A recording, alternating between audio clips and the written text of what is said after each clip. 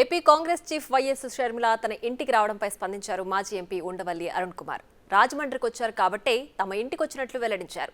తమ ఇద్దరి మధ్య ఎలాంటి రాజకీయ సంభాషణలు జరగలేదని క్లారిటీ ఇచ్చారు. బీజేపీ అంటే బాబు, జగన్, పవన్ అని షర్మిల చెప్పిన నిర్వచనం బాగుందన్నారు ఉండవల్లి.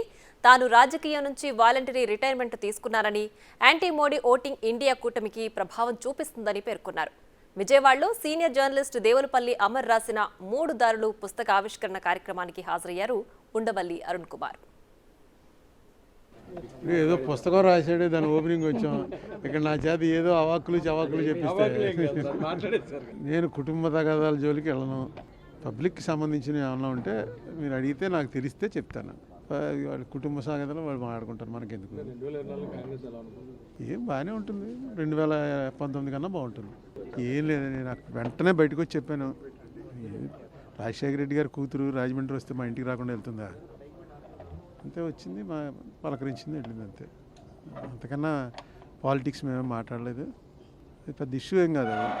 మామూలుగా ఊరికి ఏదైనా ఊరు వెళ్తే ఆ ఊరిలో మా నాన్న ఫ్రెండో మా తాత ఫ్రెండో ఉంటే ఎలా ఉన్నారని పలకరించడానికి వెళ్తాం, అలా వచ్చింది, అంతే.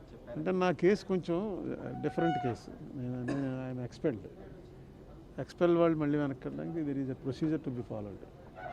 అందుకే నేను ఇంకా వెనక్కి వెళ్ళటం ఉండదు. అంతేకాకుండా నేను వాలంటరీ రిటైర్మెంట్ తీసుకున్నాను కదా, నా ఇష్టం మీద నేను రిటైర్ అయిపోయాను. నేను ఏ పార్టీలో చేరను. ఇందులో సెకండ్ ఒపీనియన్ ఉండదు.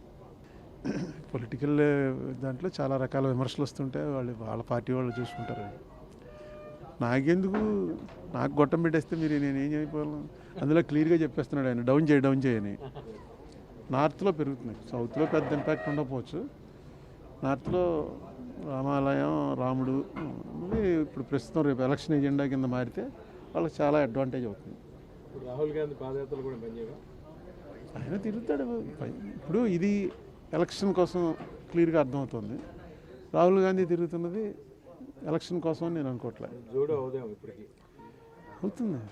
మన కంట్రీకి ఒక యూనిక్ ఇదేంటంటే, ఎలాంటి గొడవలు వచ్చినా, ఎంత ఇది వచ్చినా దాని నుంచి మళ్ళీ అది పూర్తిగా మర్చిపోయి కలిసిపోయేటువంటి ఒక స్వభావం మనకి జీన్స్లో ఉంది.